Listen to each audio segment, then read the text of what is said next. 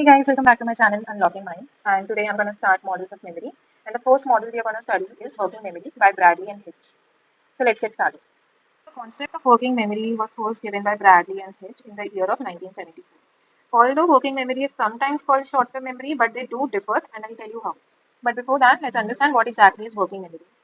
So working memory जो है उसका एक लिमिटेड कैपेसिटी होता है एंड वो इन्फॉर्मेशन भी वो टेम्परली स्टोर करता है which is similar to STM right but how does it differ कि इंफॉर्मेशन मैनिपुलेट करता है and it is used for guiding behaviour decision making and reasoning अगर हम एसटीएम को देखें शॉर्ट टर्म मेमोरी तो short term memory basically storage and encoding of memory होता है and then it consolidated into LTM वो मैनिपुलेट नहीं करता है इन्फॉर्मेशन को but working memory manipulates your information and STM का एवरेज टाइम जो होता है it's of about 18 to 30 seconds, whereas working memory का approximate time is given 2 minutes.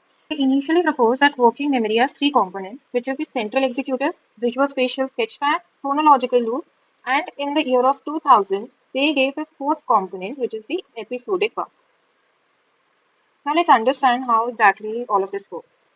So, your working memory का जो first component है, that is central executive. इसी को हम master system भी बोलते हैं. And also it is similar to selective attention. I hope you all know what is selective attention. Basically, you are only attending one stimuli among all the others present. Central executive have slave system. ठीक है, this is slave subsystem.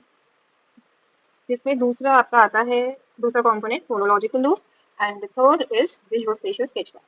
तो central executive में एक आपका echoic आता है which is the ear. तो इसमें आपका ear sensory organ is working and iconic it is the eye sensory organ which is working. So echoic में दो पार्ट आते हैं which is the phonological loop which is also the second component of working memory and articulatory. Phonological loop study how words and sounds are organized in a language. It also deals with the written and spoken language. And इसी को हम inner ear भी कहते हैं.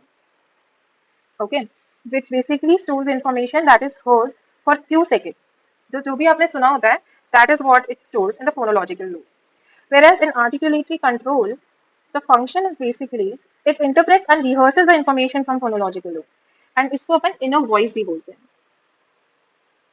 So phonological loop is the inner ear and articulatory control is the inner voice.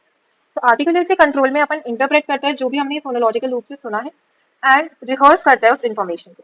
So for example, if a person gives you a number, right? तो आप उस number को सुनते हैं, you process it and then you rehearse it जब तक आपको pen paper या आपका phone नहीं मिल जाता and you open your call log to save the number. At that time, you rehearse that number multiple times. So that is what your articulatory control is doing. Even during a conversation, the articulatory control processes and construct and produce the words. ठीक है तो जो भी आपका speaking वाला part है that is what articulatory control is doing and जो भी आपका hearing का part है that is phonological loop is doing. Then आपका third component आता है visual spatial sketchpad.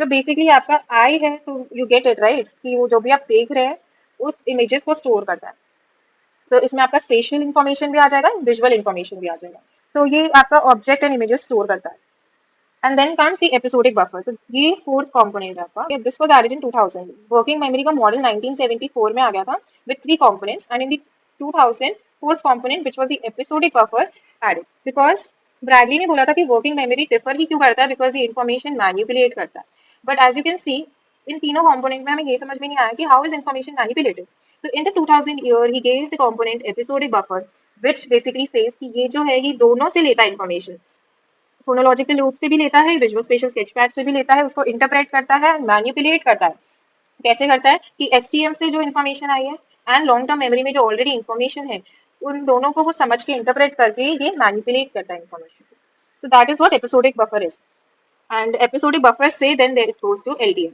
अगर जैसे वर्किंग मेमोरी को कुछ रिट्रीव करना है तो एपिसोडिक बफर लेता है इससे then it goes to working memory so I hope you understood कि सबसे पहले वर्किंग मेमोरी में सबसे पहला कंपोनेंट है central executive which is your master system then इसके स्लेव आते हैं जो कि 1974 तक दो थे which was phonological loop and visual spatial स्केचमैप